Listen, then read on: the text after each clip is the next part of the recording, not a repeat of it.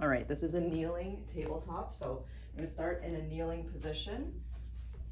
So I'll show you what the full movement looks like, and then we can talk about how you can modify this to make it a little bit more accessible if this isn't accessible to you. So you're going to start in a kneeling position. We're going to lean back, bring the hands back like this.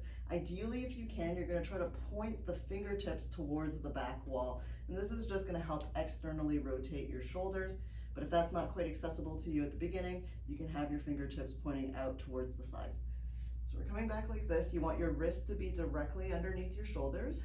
We're going to pop the chest out, but we want to make sure that you're not hyperextending at the lower back. So we want to make sure you're not pushing the belly too far forward. Keep a little bit of core engagement here so that you're driving from the hips using your glutes and your hamstrings. So again, we lean back, trying to point the fingertips backwards.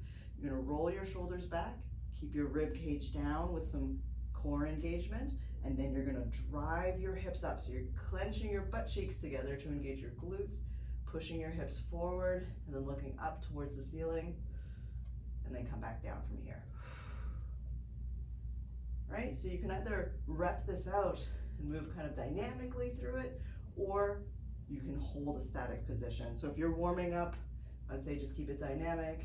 If you're cooling down, you can hold longer, more static poses. Big thing here is just making sure that you're not driving your belly up to the ceiling.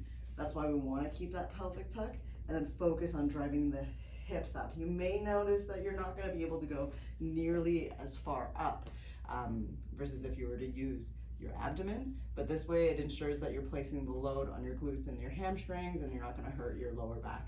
So if that feels good, give that a try. If you're having some trouble with your knees, you can always take a pillow, a bolster, or even just like a rolled up towel.